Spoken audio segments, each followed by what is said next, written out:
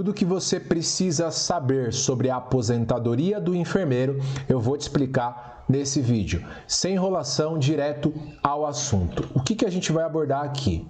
A quem se aplica, estou falando aqui dos enfermeiros, mas não se aplica somente aos enfermeiros, aos profissionais da área de saúde de um modo geral. Vou falar aqui sobre a questão dos agentes biológicos, como que o INSS pensa, trazer algumas questões.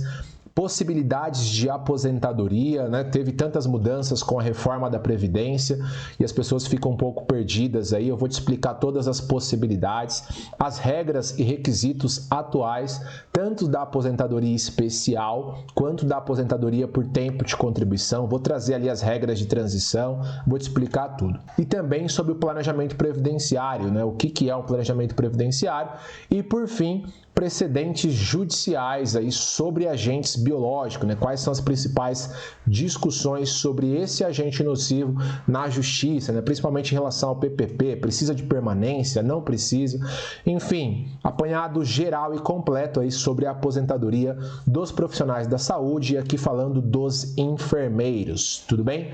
Bom, vamos lá. A quem se aplica?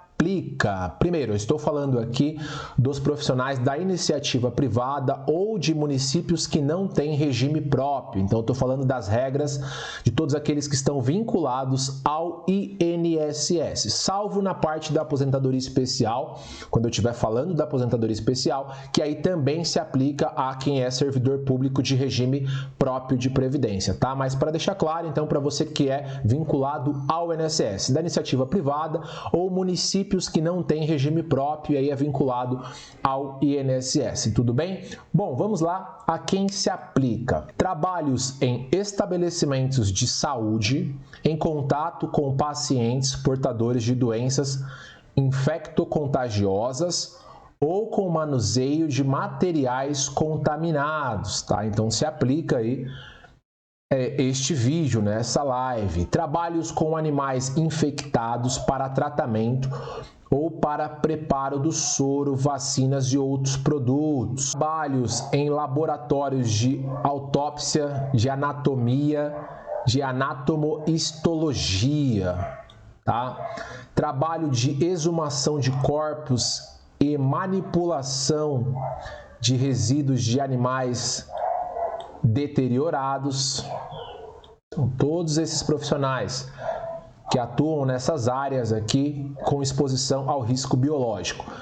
Trabalhos em galerias, fossas e tanques de esgoto. Então, olha, não só aos profissionais da saúde, olha aqui outros profissionais, tá? O vídeo é sobre enfermeiro, mas se aplica a todos os profissionais que estão expostos ao agente biológico. Esvaziamento de biodigestores também. Coleta e industrialização do lixo. Então, tá aqui 3.0.1 do anexo 4 do decreto 3048, regulamento da Previdência, tá? Bom, então a gente já viu aqui os trabalhadores. O que o INSS pensa? O INSS, está vendo aqui que ele diz aqui, ó, deixa eu até aumentar na tela aqui. Ele diz, exposição ao agente citado unicamente nas atividades relacionadas. Na visão do INSS, somente se tiver previsão nessas atividades. Então, estabelecimentos de saúde, trabalhos com animais infectados.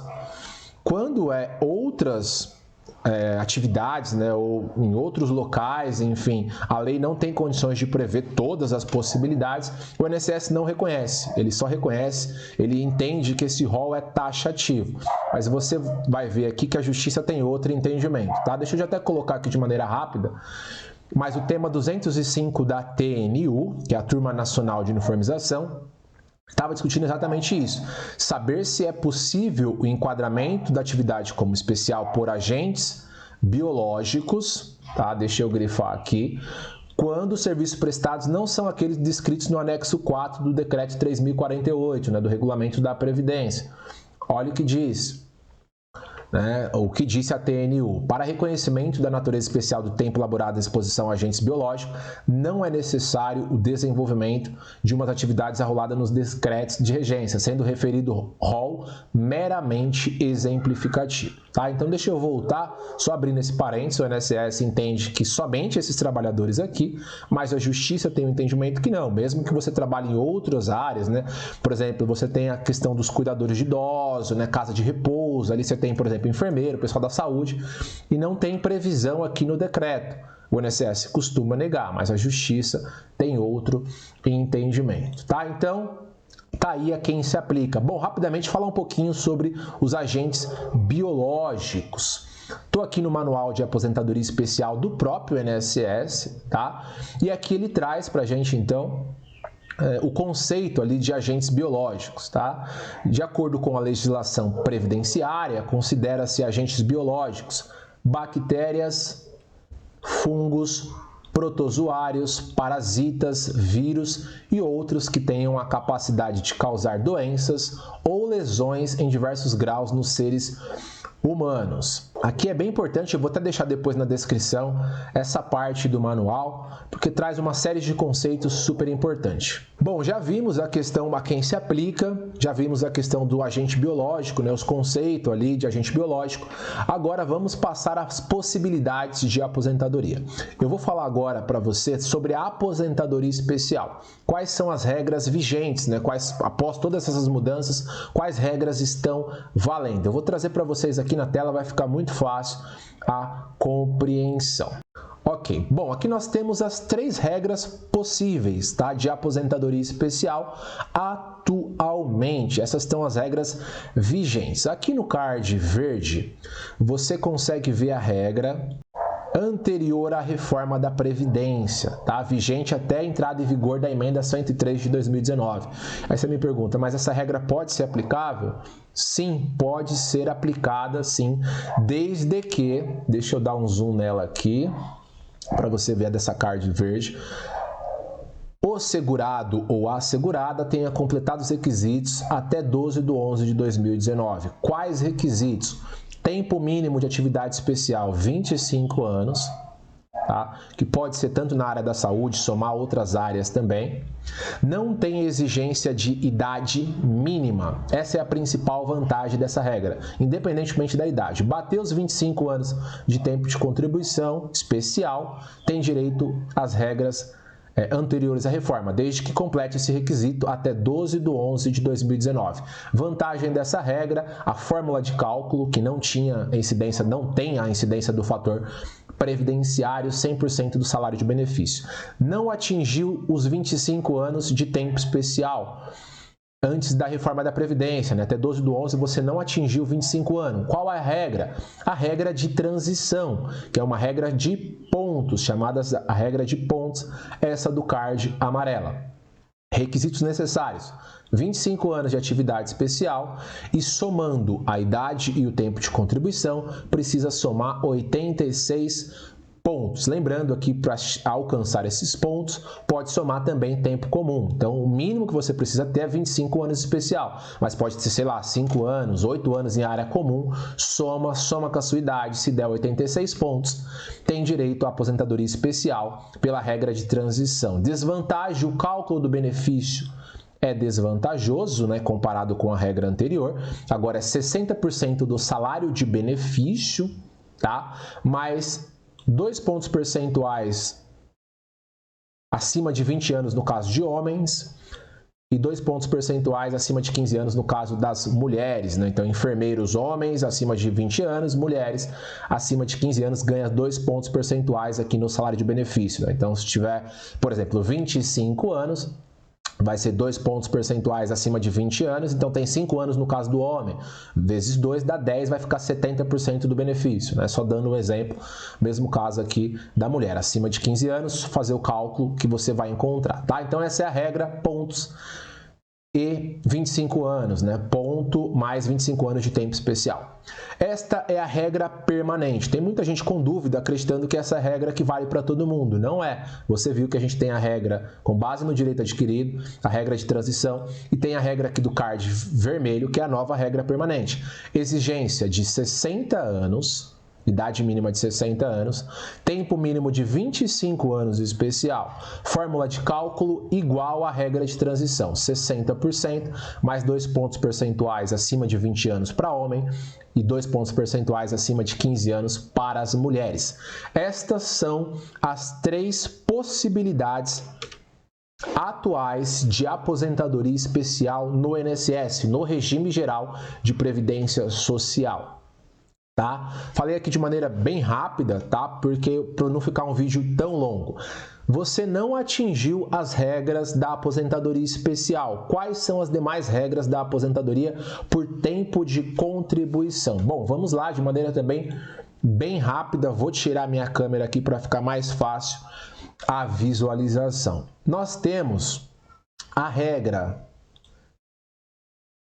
vigente até a entrada em vigor da reforma da Previdência, né, até 12/11 de 2019, tá? Pode ser aplicada? Pode, desde que você tenha completado os requisitos até 12/11 de 2019.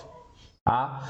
Tempo de contribuição das mulheres 30 anos, então se você bater os 30 anos até 12/11 de 2019, no caso de mulher, tem direito adquirido a aposentadoria por tempo de contribuição sem exigência de idade mínima. No caso dos homens, 35 anos, desde que completou os requisitos até 12/11 de 2019. Não completei esses requisitos. Quais são as regras de transição? Bom, nós temos 4 regras de transição da aposentadoria por tempo de contribuição. Aqui eu estou falando da aposentadoria por tempo de contribuição. São 4 possibilidades que você tem. Você tem a regra de pontos, você tem a regra de transição, tempo de contribuição mais idade mínima, do card roxo. Você tem o pedágio de 50%, tempo de contribuição, pedágio de 50%, essa do card verde aqui, um pouco mais claro.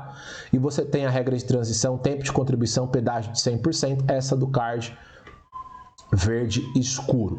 Todas essas regras eu vou explicar porque cada uma delas tem os seus requisitos.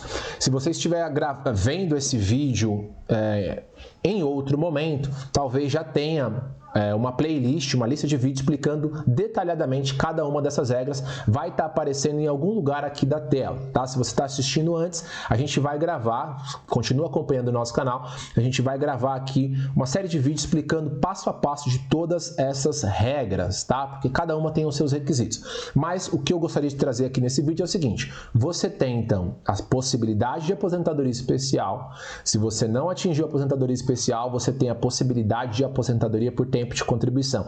Tem diversas regras, tá? Não vai pensando que precisa chegar, no caso de mulher, 62 anos, no caso de homem, de 65 anos. Ah, tem gente que acredita isso. Ah, agora mudou, só se aposenta. Não, essas regras aqui têm uma série de possibilidades, tá? Eu vou trazer para você em outro vídeo, tudo bem? Mas então tá aí, ou aposentadoria especial ou essas regras de transição da reforma da Previdência. Denis, como que eu faço para saber qual dessa eu me encaixo? Vamos ao próximo ponto: planejamento da aposentadoria. Super importante para você não perder tempo e nem dinheiro, tá? Como que é feito o planejamento da aposentadoria? O que se faz no planejamento da aposentadoria? Bom, o planejamento previdenciário, ele é feito por um profissional, um advogado especialista na área do direito previdenciário. O que se faz?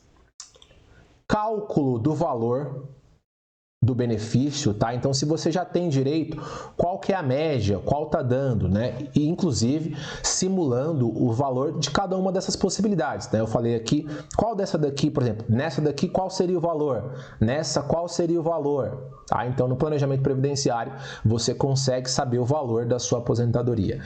A gente também faz aqui no planejamento do nosso escritório, a gente faz análise, solicitação e retificação dos PPPs. Isso é super importante, tá?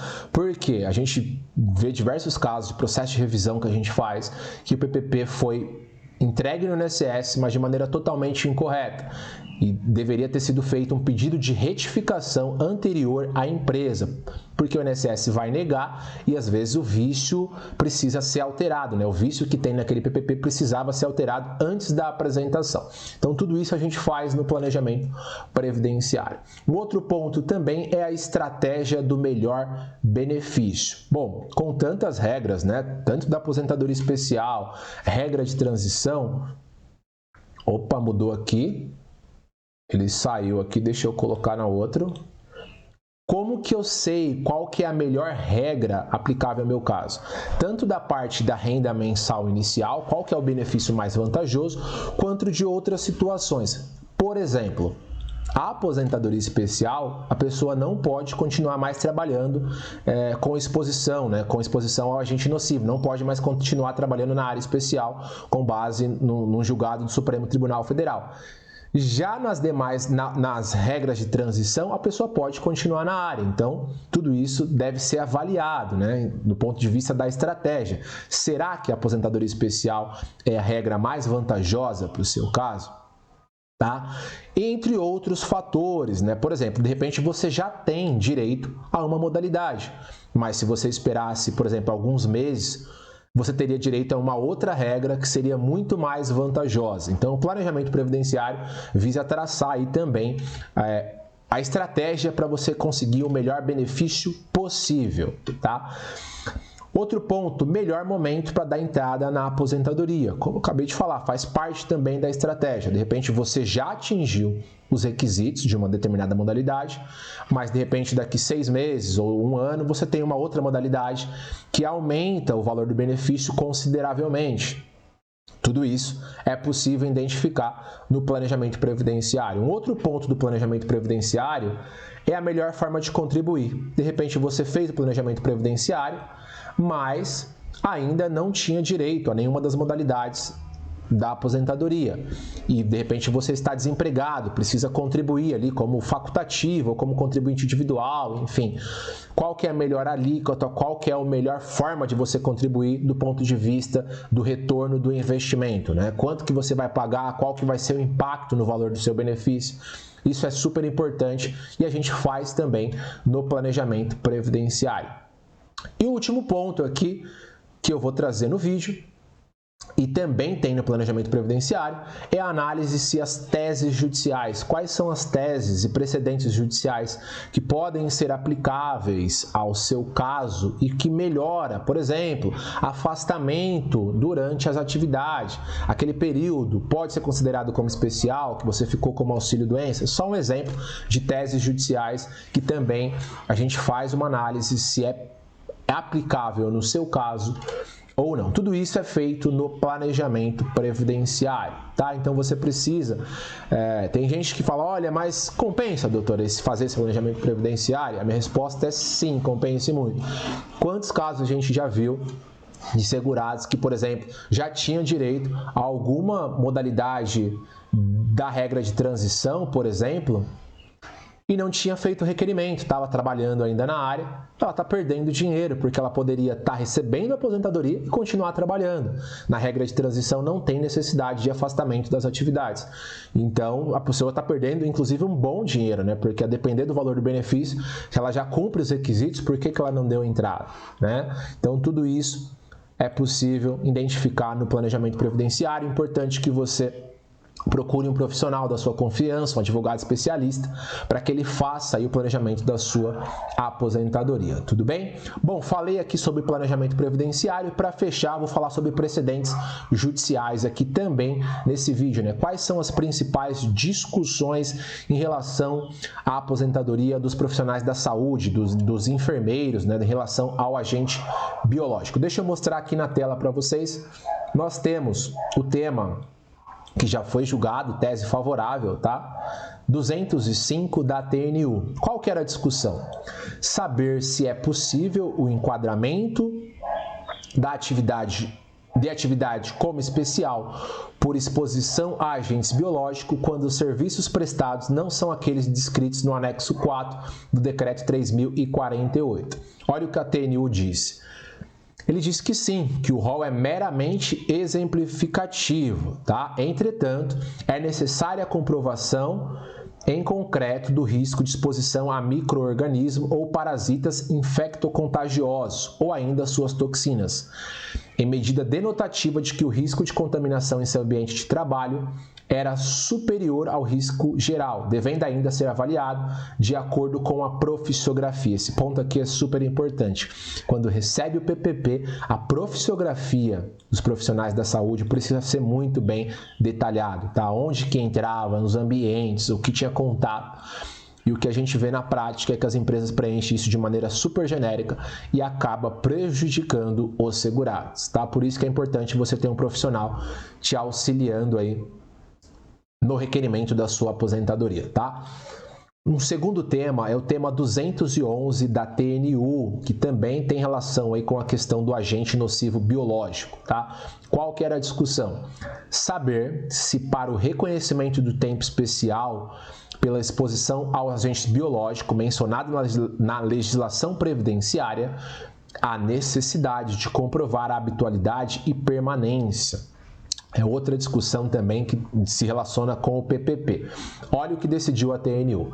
Para aplicação do artigo 57, parágrafo 3º da Lei 8.213 de 91, a agentes biológicos, exige-se, isso daqui eu vou até grifar, a probabilidade da exposição ocupacional, avaliando-se de acordo com a profissiografia. Olha que importante, por isso que o PPP, lá no campo da profissiografia, precisa estar detalhado, tá? E o seu caráter indissociável da produção do bem ou da prestação de serviço, independente do tempo mínimo de disposição durante a jornada. É muito comum o INSS negar conversão de tempo especial, reconhecimento de tempo especial, alegando que a profissiografia demonstra que não era de forma habitual. Aqui a gente tem que, independente do tempo de exposição, mínimo de exposição, né? Risco biológico, pouco importa se a pessoa fica ali 2 horas por dia dentro de uma determinada área, né?